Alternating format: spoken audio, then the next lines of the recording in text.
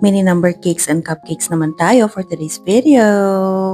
Mami, tara na G! Itong unang cake natin is mini number 10. Ang flavor nito is moist chocolate cake. And ang design or ang theme na sinelect ni customer is white and gold lang.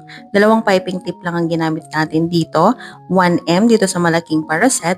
And then yung open star tip na maliit dito naman sa padot na pipe natin. Itong cake na ito is para sa 10th year celebration ng customer ko at ng kanyang jowa. O diba, punggahan. So, gold ang mga toppers na ginamit natin dito. Yung heart and then yung parang chocolate and then yung gold draggies. Ito namang mini number 7 natin ay para sa ating baby Suki na baby boy. And ang theme ng cake na ito is police theme cake. Paano natin na-achieve yung ganitong color? Bali, color blue lang yan na food color gel.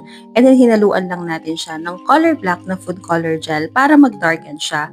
Naghalo din tayo ng color purple para naman maging cooler ang tone niya. At nilagay na nga natin itong mga fondant details ng cake natin.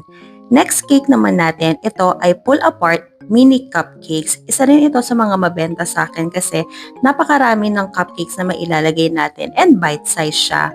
Ang theme ng cake naman na ito is pang 50th birthday siya ng kanilang daddy and ang napili nila is red horse theme.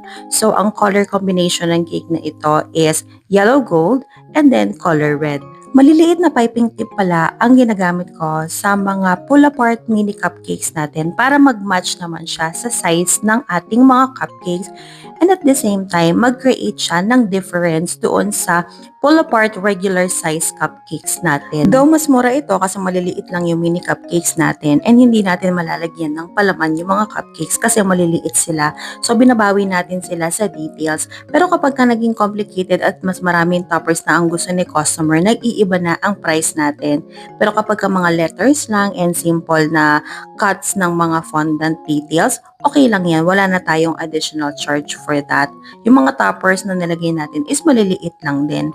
Para naman dito sa last cake natin is number 1 naman siya. Ang color theme ng cake na ito is color white lang and then color pink with touch of gold.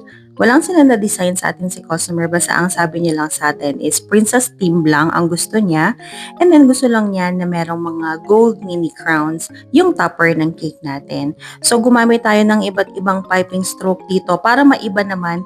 And since maliliit na piping tip yung ginagamit natin, medyo nakakapagod kasi mag-pipe compared doon sa malalaking piping tip. So pinaparaanan natin para na rin mas maging maganda ang texture niya at hindi pa ulit-ulit na paraset at padots lang yung ginagawa natin.